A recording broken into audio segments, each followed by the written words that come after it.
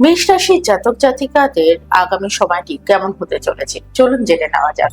আগামী 17ই সেপ্টেম্বর পর্যন্ত আপনার সময়টি কেমন হবে সেই বিষয় যদি আপনি জানতে চান, তাহলে পরে আগে আপনার ন্যাটাল চার্ট অনুযায়ী যে গ্রহের দশা বা অন্তর্দশা চলছে সেই জিনিসগুলো তো রয়েছেই, তা আপনার জীবনে প্রভাব পড়তেই পারে।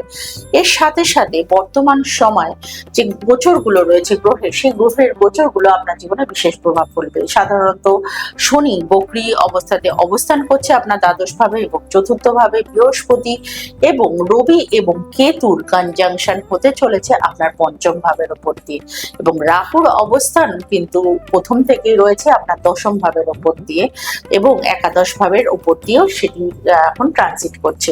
এই সময়টিতে আপনার বিভিন্ন ক্ষেত্রে, বিশেষ করে বকরি শনির অবস্থাতেই আগামী যে সময়টি আসছে, এই সময়টিতে আপনার ঘুমের ভীষণ ব্যাঘাত হতে পারে। এই সময়টিতে আপনার অ্যাংজাইটি বাড়তে পারে।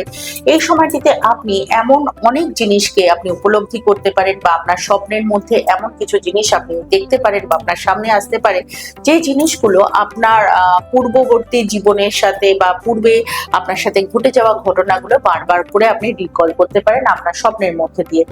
এছাড়াও এই সময়টিতে যেটি সবচেয়ে গুরুত্বপূর্ণ বিষয় যেটা আপনার দেখা উচিত, এই সময়টিতে নিজের কাজের ক্ষেত্রে বা বিভিন্ন ক্ষেত্রে অতিরিক্ত রিস্ক নেওয়াটা আপনার জন্য কিন্তু একেবারেই সঠিক সময় হবে না। এই সময়টিতে কেতু এবং রবির যে কনজাংশনটা হচ্ছে, এই কনজাংশনটাও কিন্তু বিশেষ গুরুত্বপূর্ণ প্রভাব আপনার জীবনে ফেলবে। এই সময়টিতে আপনার স্পিরিচুয়াল গ্রোথ হওয়ার সম্ভাবনা রয়েছে। এছাড়াও পরিবারে যে বাচ্চারা রয়েছে বা সন্তান যারা রয়েছে বা আপনার প্রেম সম্বন্ধীয় যে সকল মানুষজনরা রয়েছে, তাদের সাথে আপনাকে একটু বুঝে বা তাদের মন মানসিকতা বুঝে তাদের সাথে মেলামেশা করাটা ভীষণভাবে প্রয়োজনীয়। তাহলে পরে আপনাদের সম্পর্কের আগামী দিনে বিকাশ হওয়ার সম্ভাবনা অনেক বেশি দেখা যাচ্ছে।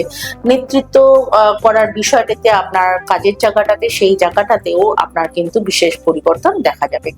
এই সময়টিতে আপনি উপায় হিসাবে যেটি ভীষণভাবে দরকার রয়েছে, গায়ত্রী মন্ত্রের পাঠ করুন এবং প্রতিদিন ভগবান শিবের উপাসনা করুন। এতে আপনার জীবনে শুভ ফল অবশ্যই পাবেন। নমস্কার।